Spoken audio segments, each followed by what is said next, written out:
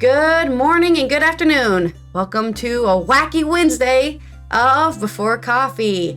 It is time to discover what weird stuff is already going on the third day of the year here in 2024. Let's go ahead and cover our headlines. Today on Before Coffee. What if women led in porn?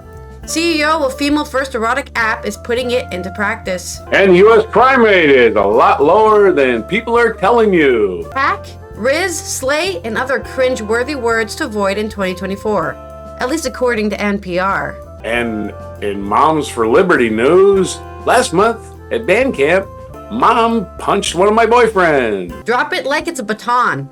Snoop Dogg to commentate Paris 2024 Olympics. Those stories and more, which is National Chocolate Covered Cherry Day on January 3rd, 2023. 2024 on Before Coffee.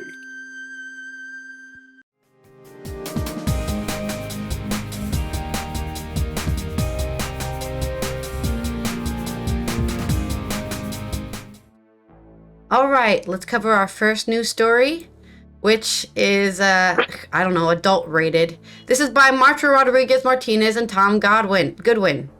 In an age ruled by incessant screen time, and with Pornhub, the colossal streaming pornography platform valued at $97 billion, it appears audacious to propose that an era of viewing erotic content is drawing to a close. Yet, Caroline Spiegel has a different take. Caroline Spiegel started Quinn in 2021 after experiencing sexual dysfunction during her recovery from an eating disorder. While working to restore her libido, she noticed a significant gap in the porn industry, a shortage of erotic content created from the female perspective. Anyone who watches porn knows this.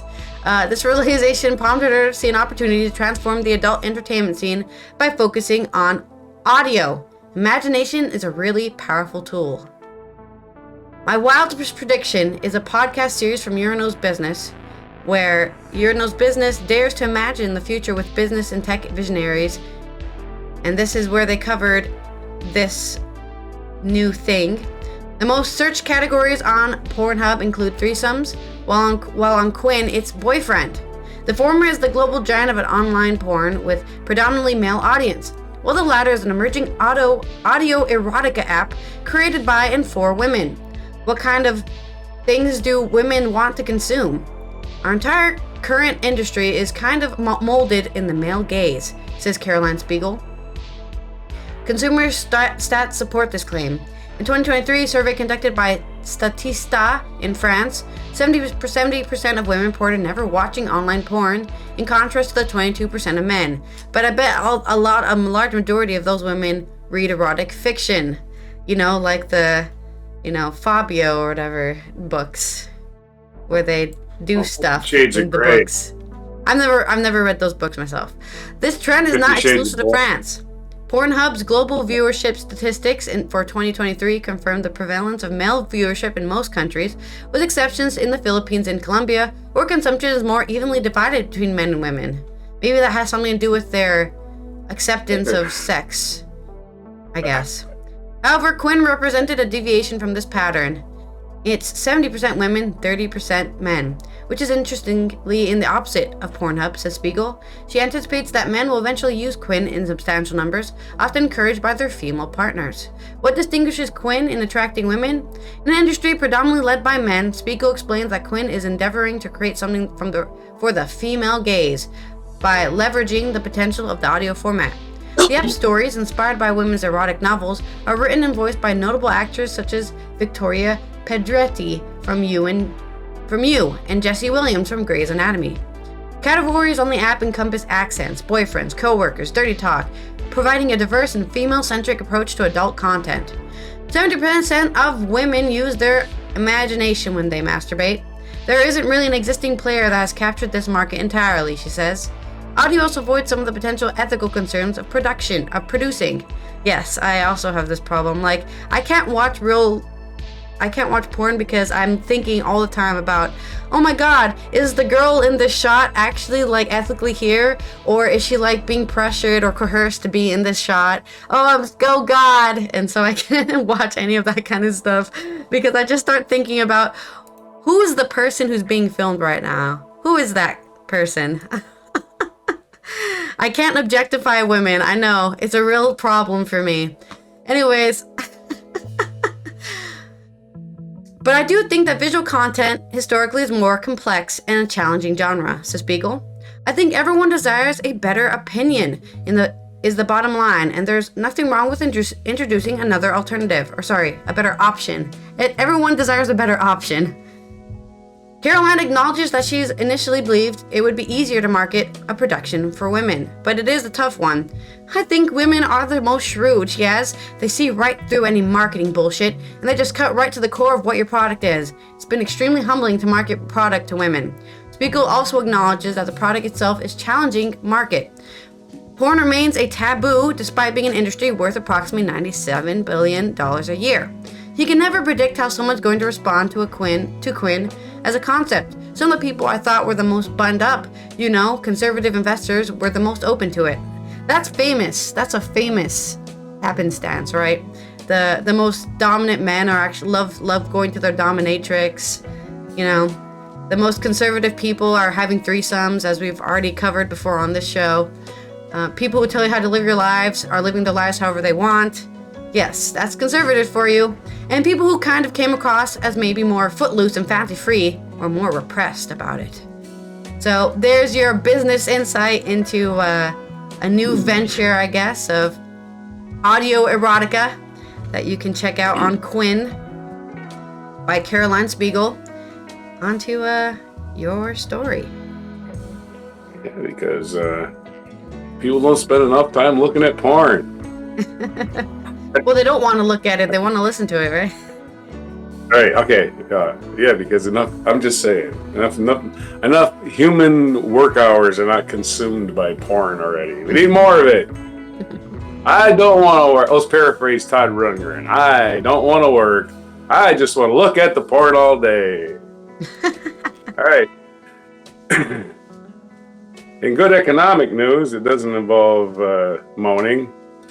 Biden needs more lot credit for U.S. crime rate under his presidency. Most people think, this is from Daily Kos, who I'm using for good news, because they do kind of round it up for you, and they use different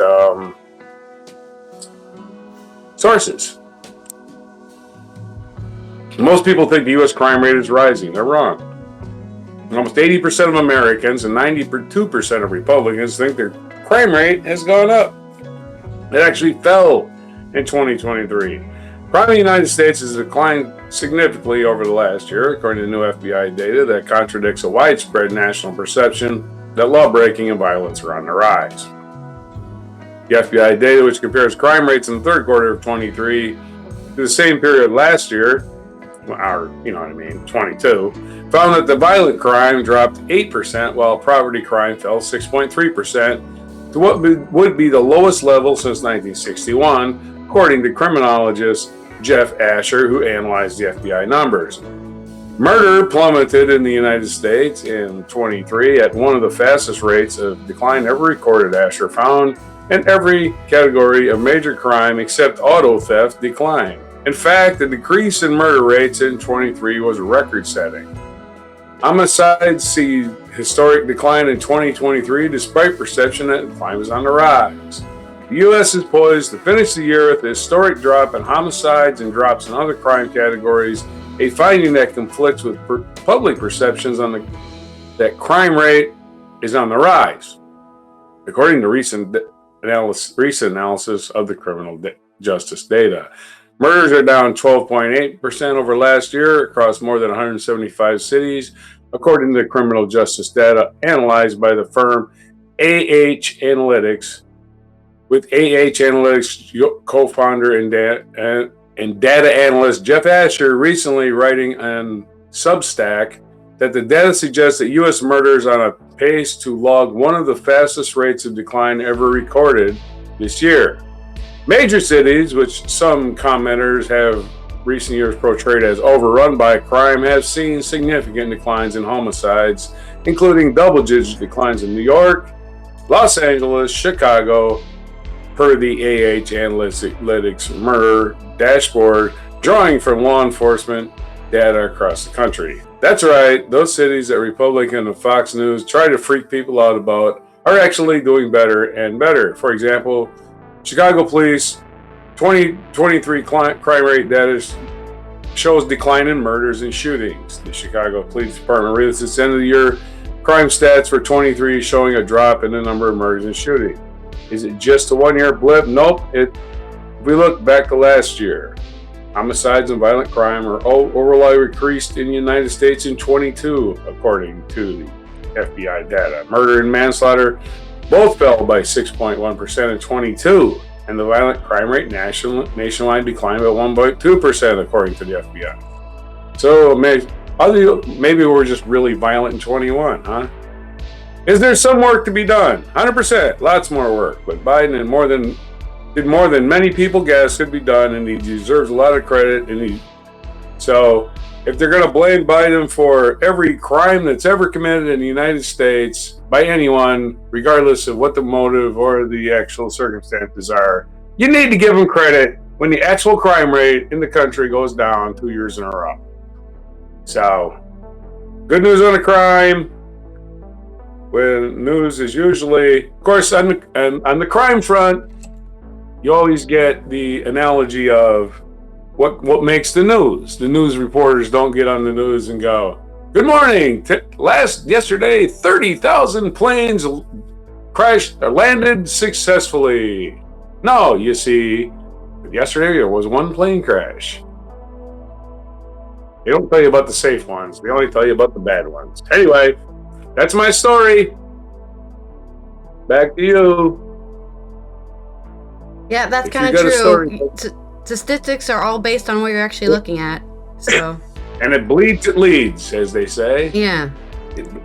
All right, go ahead. There's a video game where this happens in the video game, right? Where they say, "Oh, our crimes have dropped 50%," and that's because they specifically took out an entire part of the city. They said, "Oh, that part of the city is not part of our city anymore. It's part of a different city." So now our crime stats have just dropped because they basically cut out a whole part of the city in the video game. That's not what's happening in the United States. No. I know. I'm talking about a fictional video game. Oh, okay. But I'm just saying how easy it is to alter your crime stats if you just do something like that. Or you're saying the FBI could be doing that, but I doubt it. Who knows? All right. Let's talk about cringe-worthy words according to Vanessa Romo on NPR. Do I think these are cringe-worthy words? Not really, but Vanessa Romo wants to tell you that you should not say these words in 2024. Good luck. I don't even know how old Vanessa Romo is, but I'm going to assume she's like, old enough to know better than to tell young people what to do. Just a few weeks ago, the term Riz was being celebrated for its pop culture prominence, achieving iconic status as the Oxford English Dictionary's word of the year. But at the end of the day, its impact on modern language is actually cringe-worthy, according to Vanessa. And also, says the folks of Michigan's Lake Superior State University. Oh yeah, let me listen to people from Michigan tell me what's cringe-worthy. The word, which Gen Zers have shortened from charisma and adopted to mean style, charm, and ability. That's not really true. Okay, let me clarify real quick that Vanessa Romo looks to be a white person, which, that's not her fault. Oh boy. But Riz is a word borrowed from American Black, what is it called? Oh, I can't think of what it's called right now. Can't think of the phrasing for the word, but basically American Black words, okay? It's the words they invented and speak in their group. I can't think of the name of what it's called. It's gonna bother me, and I'm gonna remember it like in 20 minutes from now when I have to Google it. But basically, a lot of Gen Z borrow words from Black people and use it, and then popularize it, and then they get all the credit for creating the word, when this is not true. Riz hasn't been in the zeitgeist. Cultural appropriation? Yeah. Is that the word you're looking for? No. It's what specifically, it's the history of white people using Black people's words. That's not new. No, it isn't new, but I'm just saying, I'm trying to correct Vanessa here, who's saying that Gen Z created the word when Gen Z did not create the word. That's all I'm saying. Gen Z did not Rock- create the word shortened from charisma. They didn't do it, okay? Yeah, yeah. It has It's pointless about who invented it. It's not Go pointless. ahead. Yeah. This is we're supposed to talk to each other. It's not pointless to talk. Is one of the anyways, Vanessa's wrong here, but whatever. It means charisma according to white people. It's one of the 10 that appears on LSSU's 2024 banished words list, documenting what faculty members should say and be omitted from our collective vocabularies heading into the new year. This tradition highlights certain words that are often misused, overused, or have lost their meaning over the past year. Sherida Worth, director of the marketing of Lake Superior State University, said in a statement, "It encourages us to laugh at ourselves as we reconsider and reflect on the importance of our vocabulary," Worth added.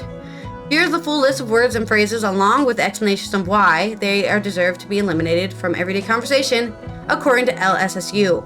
Hack. Its widespread adoption in multiple contexts, extending beyond its initial technological context, has the potential to lessen its inherent significance. Okay, something academia would say right there. Impact. Especially as a verb, why use the word when you have the perfectly good word that makes more sense? Effect. At the end of the day, the phrase is often employed as a rhetorical device that attempts to encapsulate the complexities of a situation similarly, lacking nuance and depth. Riz. Heard of that. With language doing the cha-cha of change, we're wondering if this word will still rocks the charisma scene or if it's time for a language remix. Slay. Its transition from a specialized term denoting exceptional accomplishments to a commonplace expression for any achievement prompts scrutiny in its misapplication, particularly in the characterization of routine and mundane actions.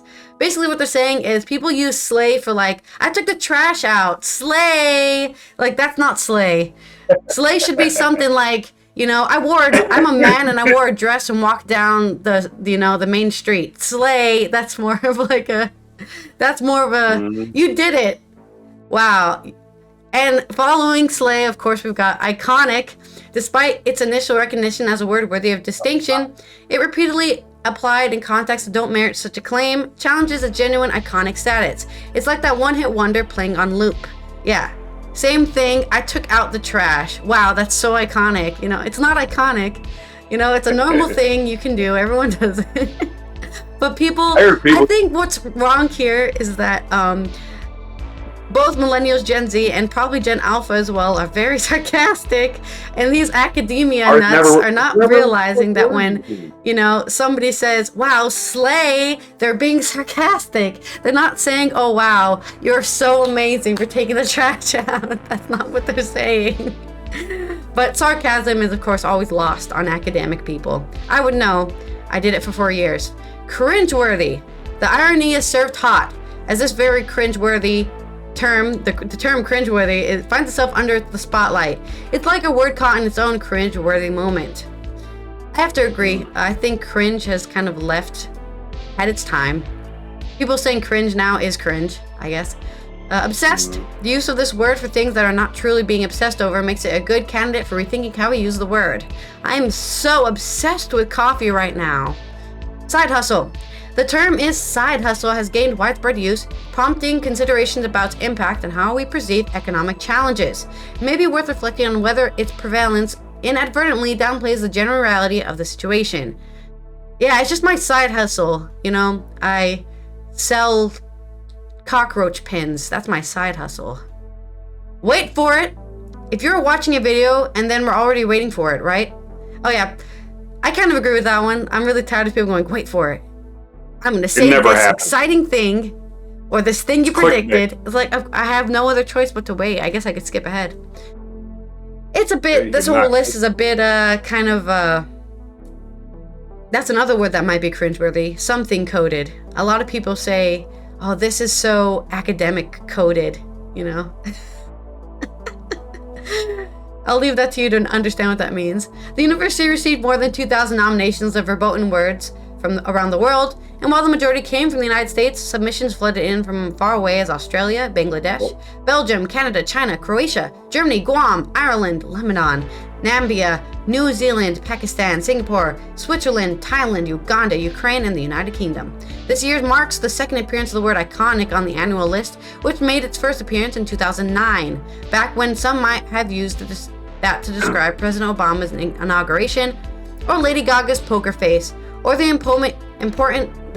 moment, here's a reference, or the moment Kanye West interrupted Taylor Swift's during her VMA video acceptance speech. I believe the reason that word is returned in the lexicon is because you'll see all those YouTube videos that say iconic pop moments or whatever, and it would be playing Kanye West interrupting Taylor Swift. So, apart from thinking of this as a list of tools to curb expression, the expert said it's intended to celebrate language as a dynamic and ever-evolving entity. It recognizes the rapid changes in expression, encouraging reassessment of the impact and relevance of our vocabulary. In a tongue-in-cheek explanation worth offered, the tradition provides a lighthearted opportunity to pause and reflect on the past year, our experiences, communication styles, and the phrases we commonly use. At the end of the day, it serves as a platform for considering how we can progress into the new year with a more mindful approach to language. Good luck with that, Lake Superior State University.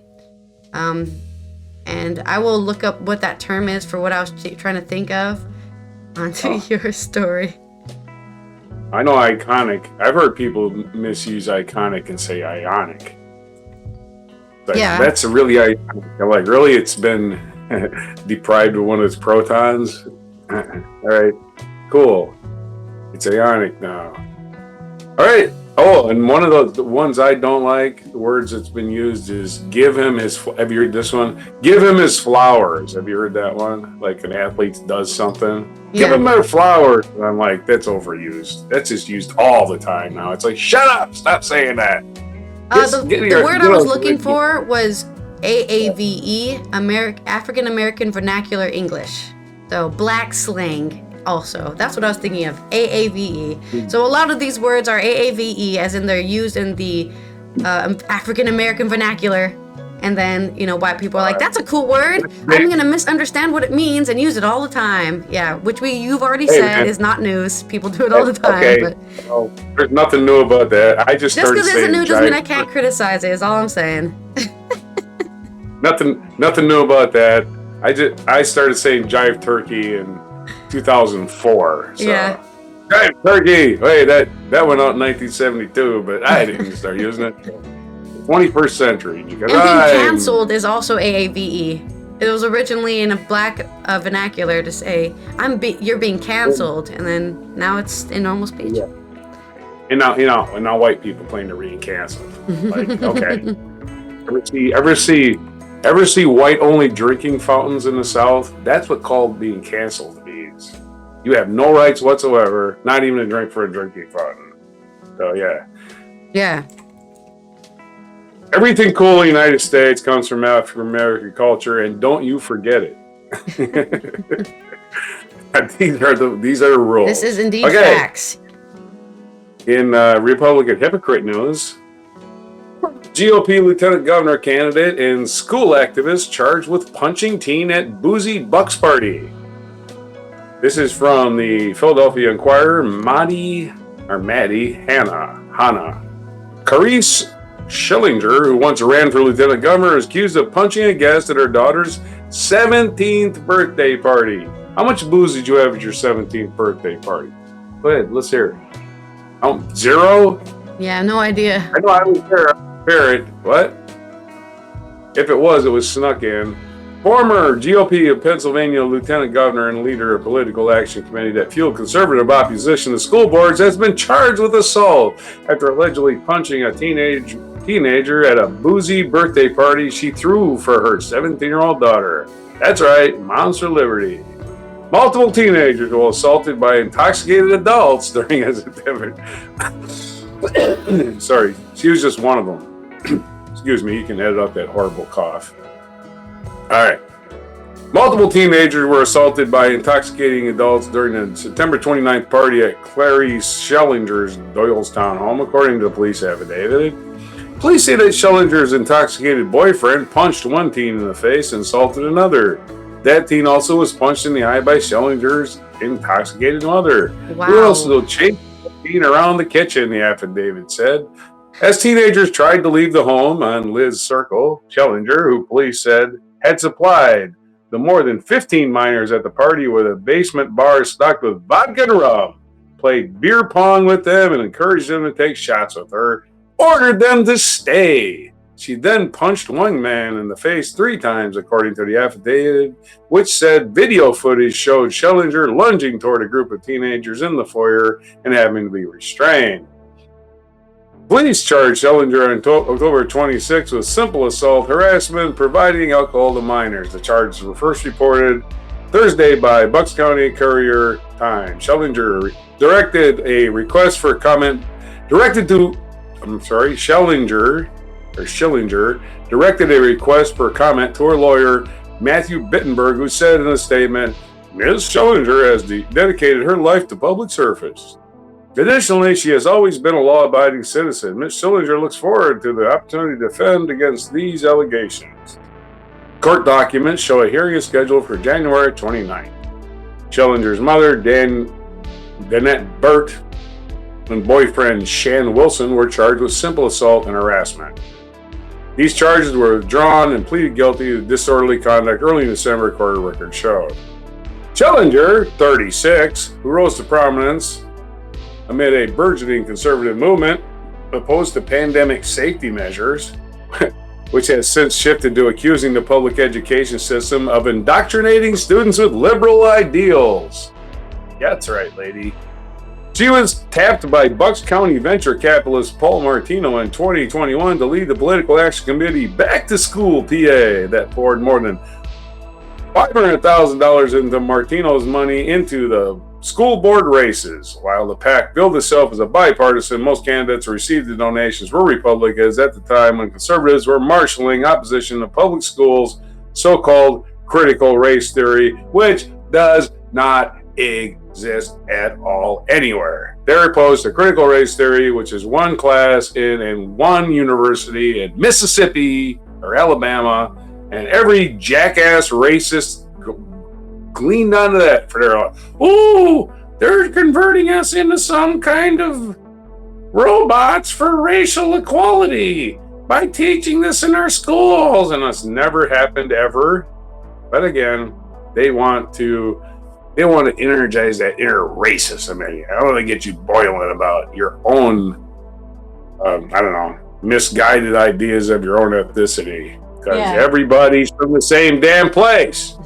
Schellinger ran for lieutenant governor in 2022, but lost the May GOP primary. Schellinger then became executive director and for a federal PAC started by Martino Back to School USA, which pledged to combat liberal teachers, unions, and special interest groups responsible for indoctrinating our children. No. Oh, okay. Not like you, just gives them booze. The PAC plans to invest the races across the U.S. so the public school unions are backing candidates. Schellinger said earlier this year in the first half of 2023, it raised and spent about $28,000. A website for the PAC that existed earlier this year has since been taken down. Martino didn't respond to a request for comment Thursday about whether Schellinger still worked for the PAC. An affidavit describing the charges against Schellinger, which says footage from 2 different cell phones captured some of the assaults of teenagers,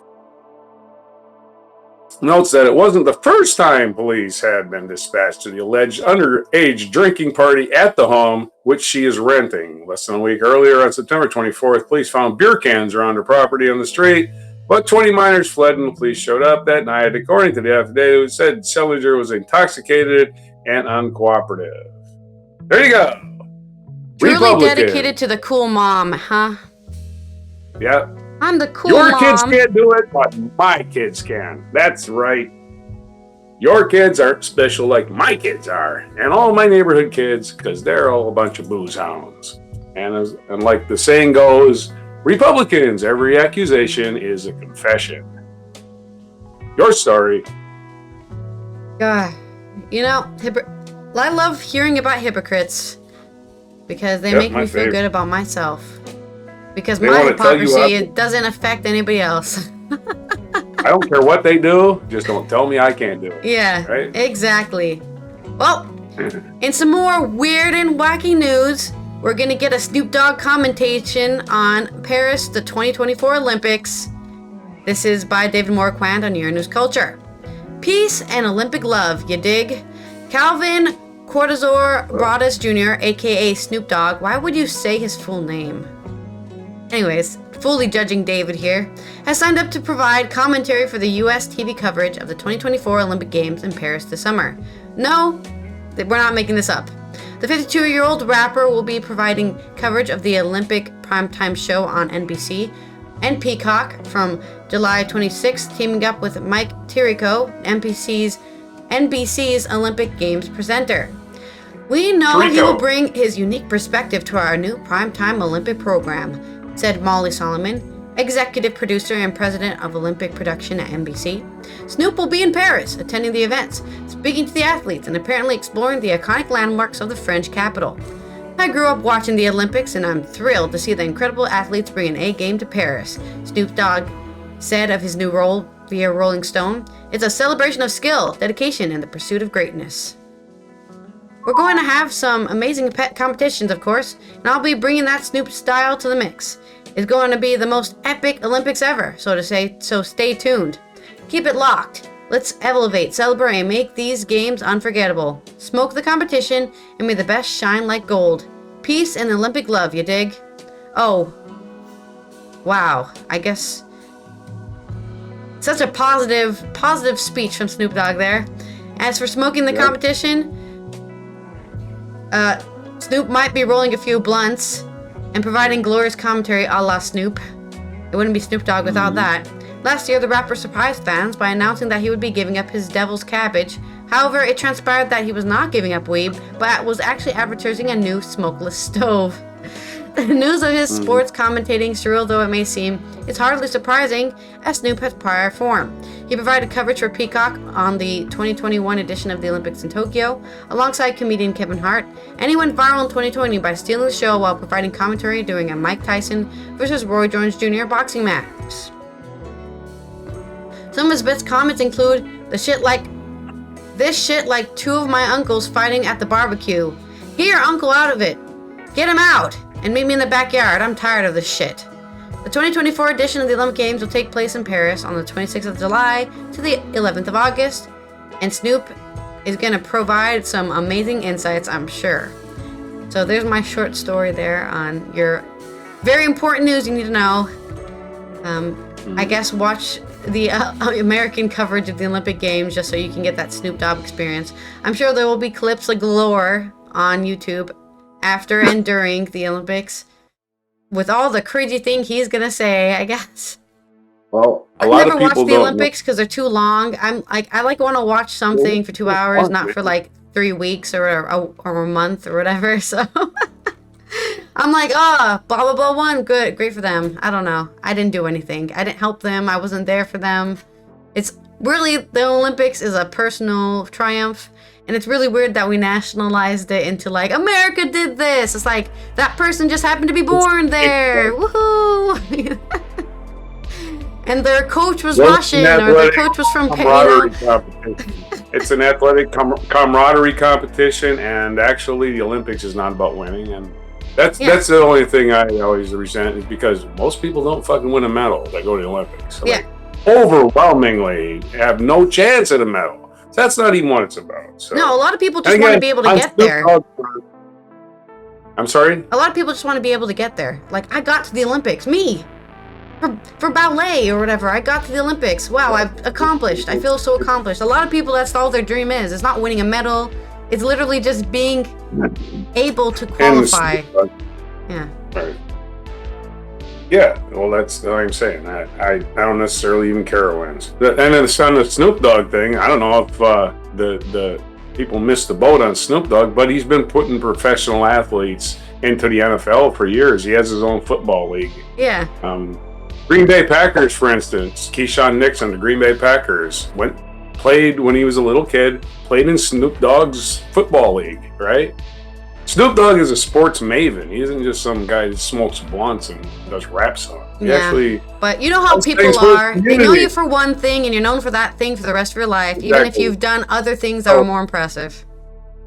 So I'm just saying that old white guy by me knows that. I imagine there's a lot of people that know that Snoop Dogg isn't just some rapper that's going, hey, let me get high. He's actually doing stuff in the community. All right. So Juju Smith-Schuster is another player in the NFL because of Snoop Dogg's football league in the inner city of Los Angeles. Thank you very much for being a good American, Snoop Dogg. Everybody wants to rag on him.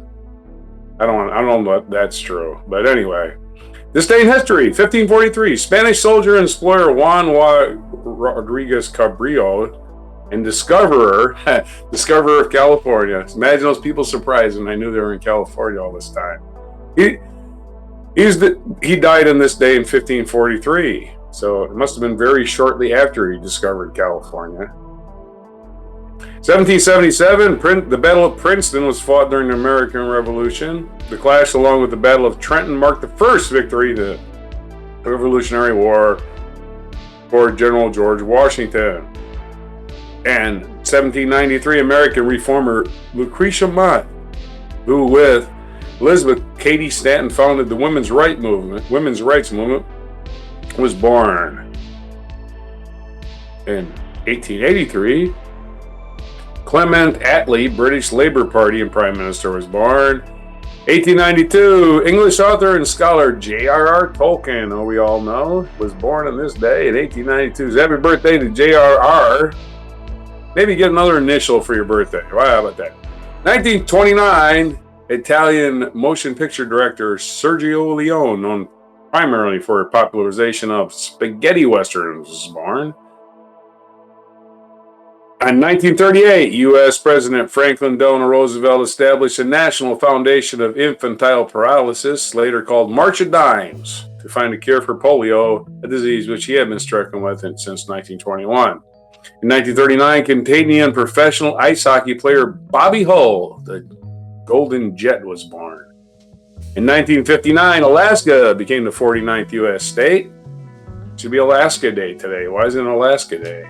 1962, Pope John the 23rd excommunicated Fidel Castro, who had transformed Cuba into a communist state. At the time, yeah, I'm sure Fidel Castro lost a lot of sleep over it. In 1977, Apple was incorporated by Steve Jobs and Steve Wozniak, and later became one of the most valuable companies in the world, known for innovative computer electronic products. In 1990, after undergoing 10 days of psychological warfare, which included U.S. forces blasting rock music at the Vatican Embassy, where he had sought refuge, Panamanian leader Manuel Noriega surrendered to the United States. And Twisted Sister brought him down, famously. Twisted Sister. 2001. Hillary Clinton was sworn in as U.S. Senator from New York, having become the first First Lady in the U.S. history to win elective office. In 2004, NASA's Mars exploration rover, Spirit, landed on Mars to study the chemical and physical composition of the planet's surface. Featured event, Martin Luther was excommunicated by the Pope. Well, him and Fidel Castro got something in common. They were excommunicated on the same day. How about that? That's right, January 3rd was also the day Martin Luther was excommunicated by the Pope. Not the same Pope, unfortunately, that excommunicated Fidel Castro. That would make him over 400 years old. On this day in 1521, Pope Leo X issued a papal bull, Decet Romanum Pontificem, excommunicating Martin Luther, the German priest whose questioning of certain Roman Catholic practices initiated the Protestant Reformation. And also a featured biography, Father Damien, the Belgian priest, was born this day, January 3rd, 1840, died April 15th, 1889 in Hawaii. Interesting enough. Other famous birthdays, Mel Gibson, born this day in 1956. Michael Schumacher, German race car driver, 1969. Danica McKellar, American actress and author, 1975. And Eli Manning, famous football player and brother to Peyton Manning, born in 1981. Also, today is only two things. It's Chocolate Covered Cherry Day and it's National Drinking Straw Day. National Drinking Straw Day, which we're trying to eliminate in the United States because, you know, they get stuck in little animals and cause them great distress.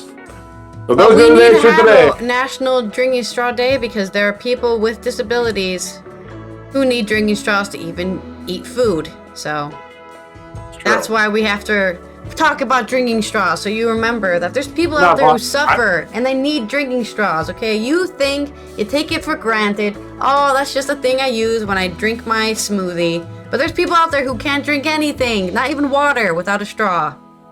So yeah, you keep that in mind. Save your straws. Yeah. There you go. If you want to save the environment, just don't throw them away. Just reuse them. Say, and be grateful for them. Yeah. That's why it's National Straw Day.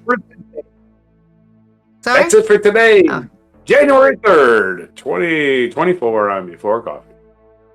And this has been Allison from the Netherlands, who will be here tomorrow for some Themeless Thursday as we just cover whatever stories we care about covering tomorrow.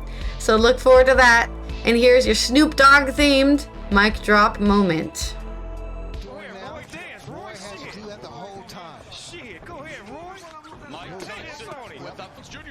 This shit like two of my uncles fighting at the barbecue. Get your uncle out of there. Get him out. You go meet me in the backyard. Oh, I'm tired of this shit. Come on. Meet me back here, huh? Get up in there, Roy. Shit, in and out. 12 ounces. Not the normal. Hold on to him, Roy. Hold on to him. Don't take that. Get out of there. Them tender now. Them ribs is tenderoni. Back up. That was a good round. Look at the champ. You don't even want to sit down. Stay up there, Mike. Look at Roy got technique, boy. Roy got He better be careful there. He's doing the right thing, but he needs to get out of there. Yeah, because he's going to make Mike mad. He's going to put it back to 87. Oh, get him, Roy. Roy, ask him, Lord. Trying to turn back the clock one more time. Shit, mix it up, Roy. You ain't come here to play. It's your money. That was a move and a half. He went real low. That was a low rider move right there. He dropped down to the floor. Oh, get out of there, Roy. Get them ribs out of there. They're going to be sirloin. Get them out of there. You got to keep them ribs off that barbecue grill because they will be sauteed, man. That's not good. Whoa, after the bell. Ding, ding. Just leaning on each other, and again, let's not go ahead, Roy. Get smart there. Put some Vaseline on that thing and keep it moving. This is what I like. My uncles is getting it in. Grandma will have to break this up. Grandma, they out there fighting again. Shit. Oh, get out the way. Looks like he was playing chess with it right there. He still got it. Look at him walking around playing like he used to. That's the old Roy. Can I have a side order of short ribs? Okay. Yes, with some Mike Tyson sauce on it. We are in the home stretch here, Snoop. Yeah, we on the back stretch. They look like they run out of gas, but at the same time, I just feel like one punch could end this fight if they actually get it, you know, in range. They're trying to find each other's range right now, but it ain't really working out. Roy got a bunch of padlocks with him. He brought about 100 padlocks to lock Michael up every time he get in range. Put him in the straitjacket. Say you ain't going nowhere. Hand me that padlock. He's in range.